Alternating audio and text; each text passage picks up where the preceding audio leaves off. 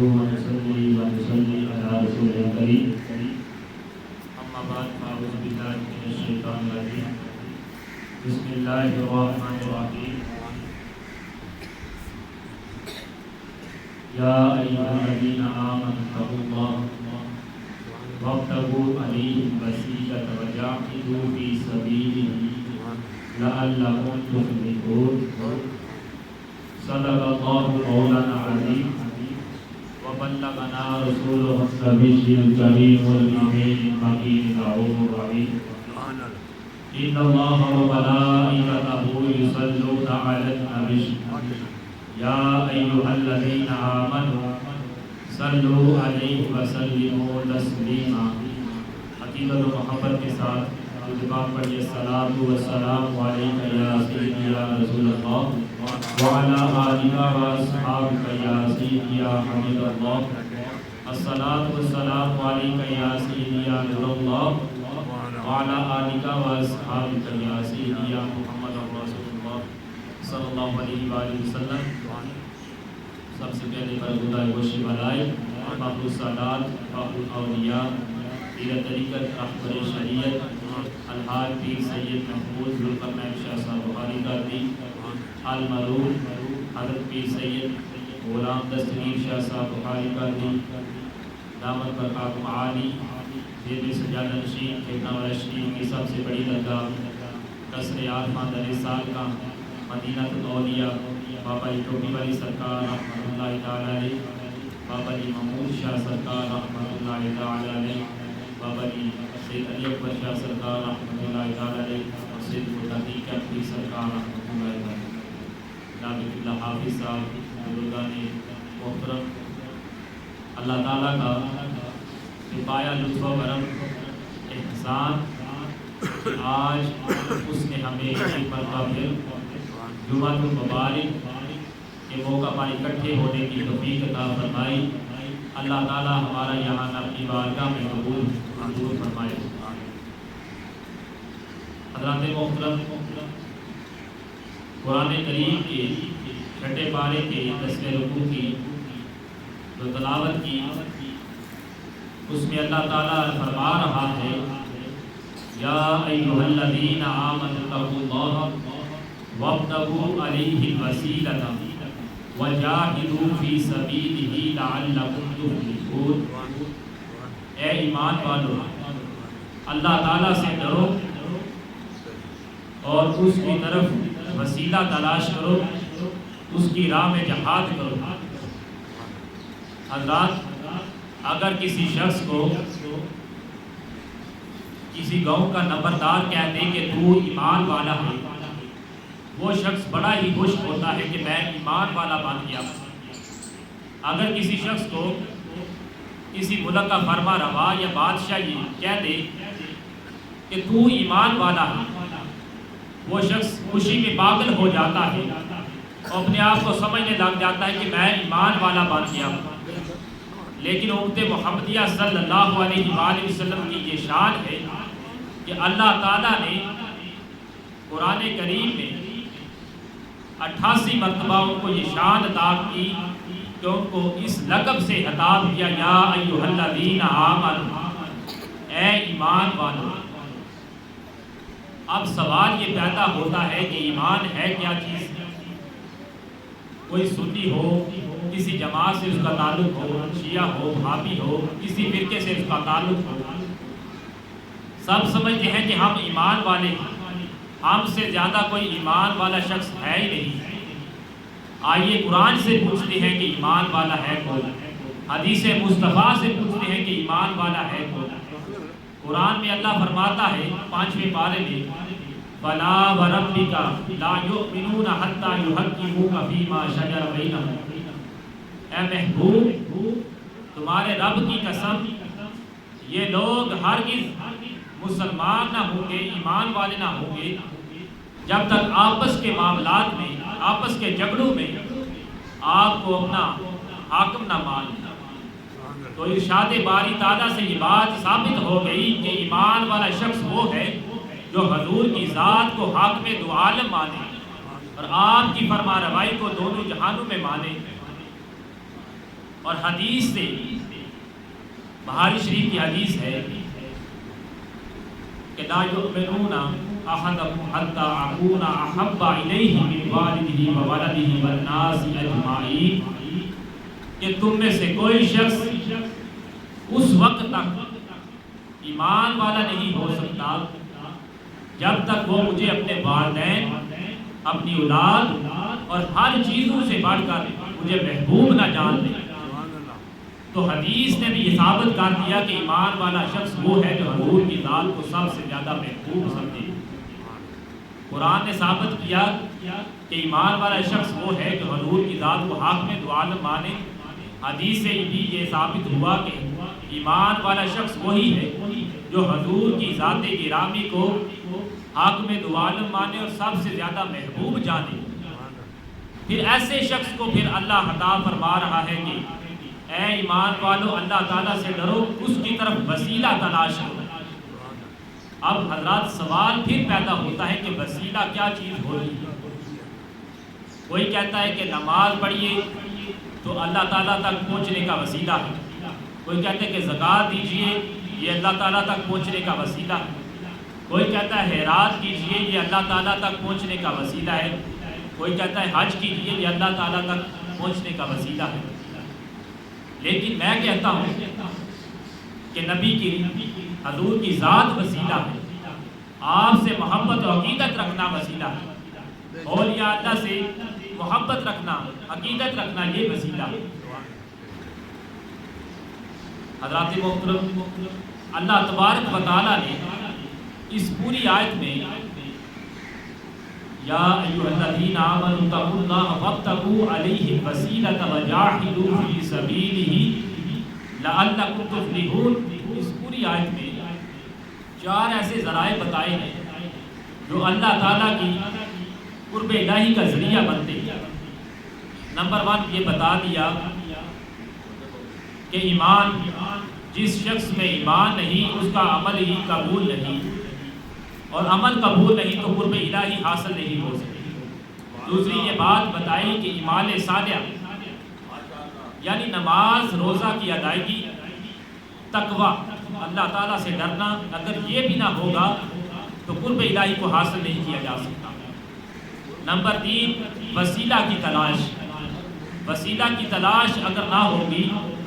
تو پھر بھی قرب الہی حاصل نہیں ہو سکتا۔ اور نمبر 4 پہ یہ بتایا کہ جہاد، اللہ کی راہ میں جہاد ہو یا کفار کے خلاف جہاد ہو یا اپنے نفس امارہ کے خلاف جہاد ہو، تو یہ 4 ذرائع ہیں جو شخص ان کو اپناتا ہے وہ قرب الہی کو بھی حاصل کر دیتا ہے۔ حضرات اگر ہم دیکھتے ہیں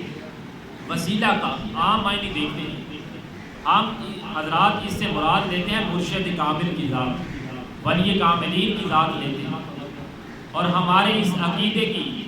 حقانیت کی بھی دلیل یہ ہے جو وسیلے کا مفہوم ہم پیش کرتے ہیں، اہل سنت والجماعت پیش کرتے ہیں، وہی وسیلے کا مفہوم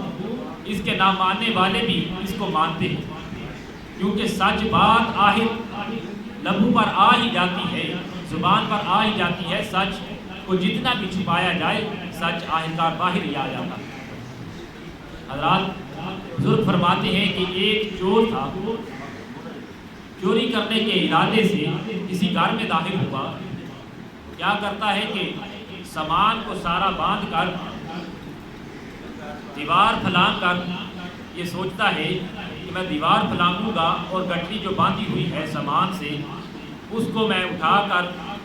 ہاتھ سے پکڑ کر اپنے سر پر رکھ لوں گا۔ جب ایسا کرتا ہے تو جب خود دیوار پھلانگ کر باہر چلا جاتا ہے، گٹھڑی کو ہاتھ لگاتا ہے، گٹھڑی پھر اندر آ جاتی ہے، گھر کے اندر گر جاتی ہے، تو گھر والے بیدار ہو جاتے ہیں اور اللہ کا شکر ادا کرتے ہیں کہ ان کا سامان بچ گیا، اور گھر والے پھر صبح پنچایت بلاتے ہیں تاکہ یہ دیکھا جا سکے کہ چور کون تھا، پہچانا جا سکے چور ہے کون، تاکہ آئندہ کسی کی گھر میں چوری نہ ہو۔ جب حضرات پنچایت بلائی گئی تو چور کیونکہ اس گاؤں کا تھا وہ بھی اس میں شامل ہوا، ہر ایک نے رائے دی کہ چور فلاں جگہ سے آیا ہوگا، کوئی کہنے لگا پیچھے سے آیا ہوگا، کوئی کہنے لگا آگے سے آیا ہوگا، بہت اچھا، ہر ایک نے اپنی اپنی رائے دی۔ تو چور، جب چور کی باری آئی جو اس گاؤں کا تھا، اس نے کہا کہ چور اس وجہ سے اس طرح آیا ہوگا کہ اس نے چوری کرنے کی ارادہ کیا ہوگا، گٹھڑی سامان باندھا ہوگا، اور پوری تفصیل اس شخص نے بتا دی اور کہا کہ کہنے لگا کہ جب میں نے گٹھڑی کو ہاتھ باہر لگایا، گٹھڑی کو میں نے ہاتھ لگایا تو گٹھڑی اندر گر گئی۔ جب یہ کہا کہ میں نے گٹھڑی کو ہاتھ لگایا، سامان کو ہاتھ لگایا، تو لوگوں کو پتہ چل گیا یہی چور ہے۔ تو میں عرض کر رہا تھا ہمارے اس عقیدے کی حقانیت کی دلیل کہ وسیلے کا مفہوم سے ہم مرشد کامل کی ذات کو لیتے ہیں، یہ منکر بھی مانتے ہیں، سچ آہر باہر آ ہی جاتا ہے، جس کی میں نے آپ کو مثال دی۔ مولوی محمد اسماعیل اپنی کتاب صراط مستقیم اس میں کہتے ہیں کہ اہل سلوک اس آیت کی تشریح کرتے ہیں، فابتغوا علیہ الوسیلۃ، اس کی تشریح کرتے ہوئے بتاتے ہیں کہ اہل سلوک اس آیت کو سلوک عشق کی جانب اشارہ سمجھتے ہیں اور وسیلہ مرشد کامل کی ذات کو جانتے ہیں، کیونکہ حقیقی نجات کے لیے مجاہدہ سے پہلے مرشد کامل کا ہونا ضروری ہے، کیونکہ راہبر کے سوا راستہ پا لینا نہایت ہی نادر ہے، ناممکن ہے۔ تو حضرات آپ نے سنا کہ وہابیوں اور دیوبندیوں کی پیشواؤں نے تفسیر سے یہ بات ثابت ہو گئی کہ مرشد وسیلہ جو ہے مرشد کامل کی ذات ہے، اور بغیر مرشد کے اللہ کا قرب بھی حاصل نہیں کیا جا سکتا۔ میاں صاحب نے عارف کھڑی شریف کہا تھا، راہ دے راہ دے ہر کوئی آنکھے راہ دے، میں بھی آنکھاں راہ دے پھر مرشد راہ نہیں لگتا۔ وہ کہتے ہیں کہ ہر انسان جب نماز پڑھتا ہے کہتا ہے اہدنا الصراط المستقیم، اہدنا الصراط المستقیم، الہی مجھے سیدھے راستے پر چلا دے۔ لیکن کہتے ہیں کہ مرشد کے بغیر بن مرشد راہ نہیں لبنا، مرشد کے بغیر آپ کو سیدھا راستہ بھی نہیں مل سکتا۔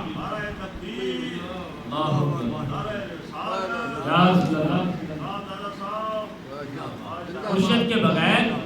سیدھا راستہ نہیں مل سکتا۔ یہ وقت کی ضرورت ہے، یہ حقیقت ہے کہ آپ کو کوئی فن سیکھنا ہے، کوئی ہنر سیکھنا ہے تو جانا تو آپ کو استاد کے پاس پڑے گا۔ اگر آپ نے علم سیکھنا ہے آپ کو معلم کے پاس جانا پڑے گا۔ اگر آپ نے حدیث کا علم سیکھنا ہے کسی محدث کے پاس جانا پڑے گا، اور تفسیر کا علم سیکھنا ہے کسی مفسر کے پاس جانا پڑے گا، اور اگر معرفت الہیہ اللہ کے قرب کو حاصل کرنا ہے تو کسی عارف باللہ ولی کاملین کا ساتھ پکڑنا پڑے گا، کیونکہ بالمرشد راہ نہیں لگتا۔ تو حضرات محترم، جب انسان کا جسم بیمار ہوتا ہے ہم جاتے ہیں ڈاکٹر کے پاس، جب انسان کا جسم روحانی طور پر بیمار ہو جائے پھر ہم جاتے ہیں دلوں کے طبیب اولیاء اللہ کے پاس ہم جاتے ہیں۔ اس لیے اللہ نے قرآن میں فرمایا 11ویں پارے میں، یا ایھا الذین آمنوا اتقوا اللہ وکونوا مع الصادقین، اے ایمان والو اللہ تعالیٰ سے ڈرو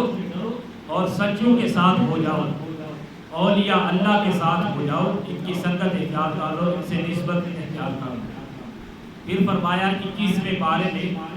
وَاتَّبَعْ سَبِيلَ مَنْ أَنَابَ إِلَيَّ، کہ اس کے راستے پر چل جو میری پیروی کرے، کیونکہ جب اللہ تبارک و تعالیٰ سے انسان کا تعلق ٹوٹ جاتا ہے، انسان کا جسم روحانی طور پر بیمار ہوتا ہے، تعلق ٹوٹ جاتا ہے، اس تعلق کو بحال کرنے کے لیے مرشد کامل کا ہاتھ پکڑنا پڑتا ہے، مرشد کامل سے سنگت اور نسبت جوڑنی پڑتی ہے، پھر اللہ کا سے جو کنیکٹ، جو رابطہ ٹوٹا ہوا ہے اس کو بحال کیا جا سکتا ہے۔ تو حضرات محترم، اسی طرح حضرت مالک بن دینار بڑا اللہ کے ولی، کہ اللہ کے ولی تھے، آپ کا مناظرہ ایک نہ ماننے والے منکر سے ہوا کئی دلیلیں دی کہ خدا وحدہ لا شریک ہے، خدا وحدہ لا شریک ہے، تو وہ منکر نہیں مانا۔ تو طے یہ پایا کہ آگ جلائی جائے، حضرت مالک بن دینار کے ہاتھوں میں منکر کا ہاتھ رکھ کر آگ میں رکھ دیا جائے۔ جس کا ہاتھ جل گیا وہ جھوٹا ہوگا، جس کا ہاتھ نہ جلا وہ سچا ہوگا۔ جب ایسا کیا گیا تو پھر حضرات نہ حضرت مالک بن دینار کا ہاتھ جلا نہ منکر کا ہاتھ جلا۔ حضرت مالک بن دینار نے اللہ تعالیٰ کی بارگاہ میں عرض کی، الہی یہ کیا ماجرا ہے کہ میں ماننے والا وہ شخص منکر نہ ماننے والا، میں کلمہ گو وہ کافر، میں تیرے سامنے جھکنے والا وہ متکبر، آخر وجہ کیا ہے کہ اس کا ہاتھ کیوں نہیں جلا؟ تو حضرات حدیث غیبی سے آواز آتی ہے کہ جس شخص کا ہاتھ اللہ کی رحمت کو یہ بات گوارا نہیں، جس شخص کا ہاتھ اگر کوئی منکر ہو اس کا بھی ہاتھ اگر اللہ کے ولیوں کے ہاتھ میں چلا جائے اسے دنیا کی آگ نہیں چھو سکتی۔ تو آپ حضرات سمجھدار ہیں، اشرف المخلوقات ہے، اللہ تعالیٰ نے آپ کو شرف عطا کیا ہے، کلمہ گو ہے، مسلمان ہے۔ اگر آپ صحیح عقیدت، محبت، الفت رکھتے ہوئے اور اولیاء اللہ کے ہاتھ تھام لیتے ہیں، ان کے دامن کو پکڑ دیتے ہیں، پھر مرشد کامل کی تعلیمات پر عمل کرتے ہیں تو آپ کی دنیا سنور جاتی ہے، آخرت بھی آپ کی سنور جاتی ہے۔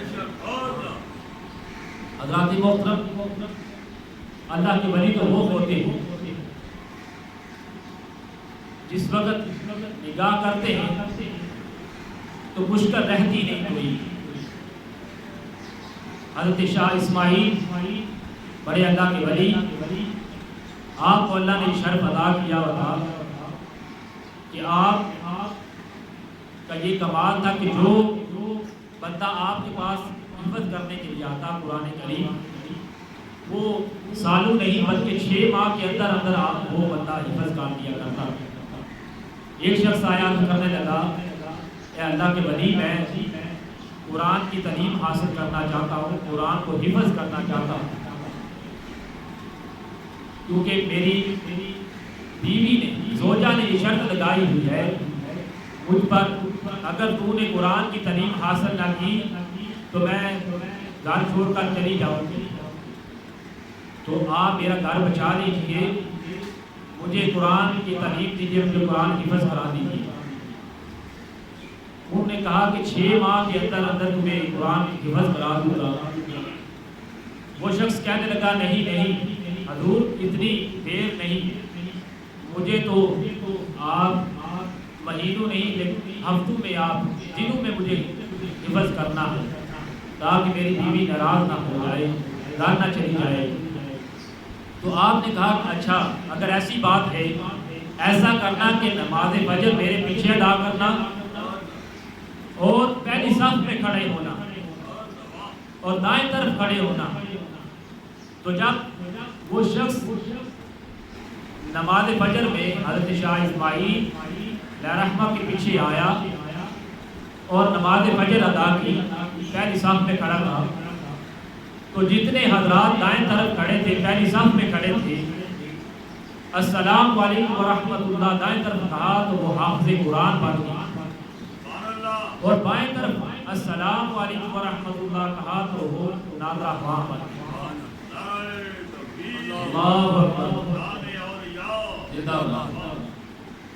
تو یہ اللہ کے ولی ہوتے ہیں جس پر نگاہ کرم کرتے ہیں، اس کی مشکل رہتی نہیں کوئی۔ حضرات محترم، اسی طرح بغداد کے گلیوں میں چور گھوم رہا تھا، کیونکہ ولیوں کی نگاہ عام نگاہ نہیں ہوتی۔ جدید تحقیق کے مطابق سانپوں کی ایک نسل ایسی ہے اگر وہ انسان کو صرف دیکھ ہی لے تو انسان کی ہلاکت کا سبب بن سکتی ہے۔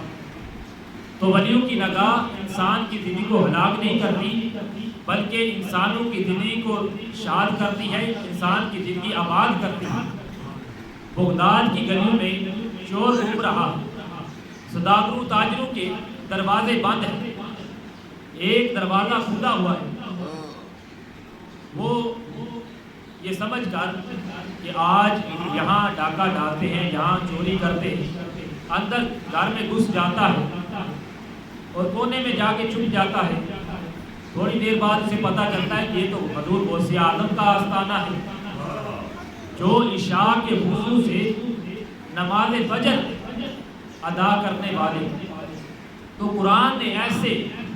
لوگوں کی عظمت اور عزت کو اس طرح بیان کیا، والذین یبیتون لربہم سجدا وقیاما۔ تو حضور غوث اعظم محبوب سبحانی نماز فجر ادا کرنے سے پہلے اس چور کو پہچان کے چور اپنے دل میں سوچ رہا تھا کہ یہ شخص حضور غوث اعظم ہے، مجھے نہیں پہچانتے ہوں گے کہ میں یہ کونے میں چھپا ہوا ہوں، لیکن اسے کیا معلوم تھا کہ کوئی سمجھے تو کیا سمجھے، کوئی جانے تو کیا جانے،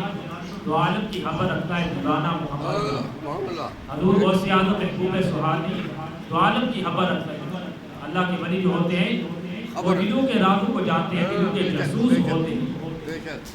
تو آپ پہچان کے کہ وہ فلاں شخص فلاں کونے میں میرے گھر میں چھپا ہوا ہے۔